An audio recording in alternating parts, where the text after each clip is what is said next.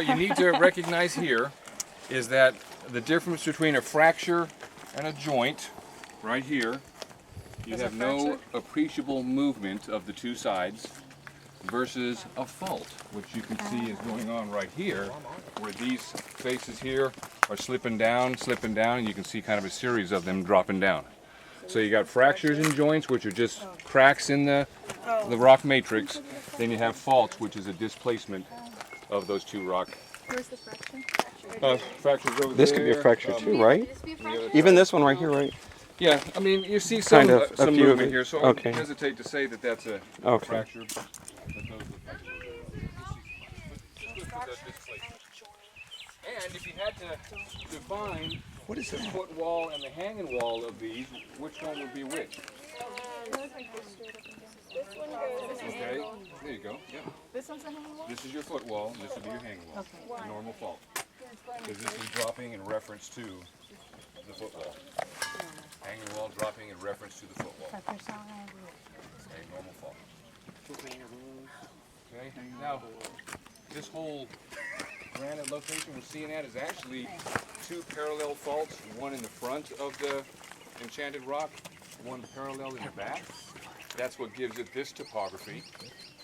And there's also two more parallel faults, one between these two hills and one between these two hills. Kind of like a tic-tac-toe. And that's why it gets this topography that we see. When you look at the bronze down there again, you'll see that, those fault locations.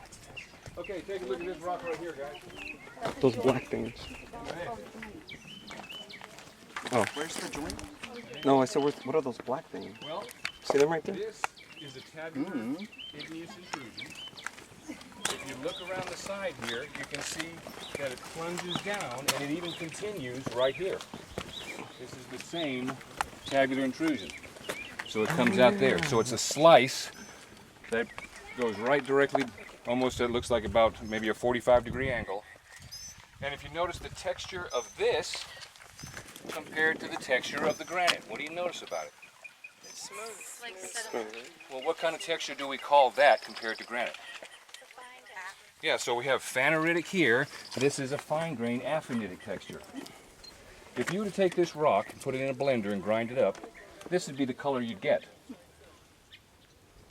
So the chemistry in both of these rocks is the same.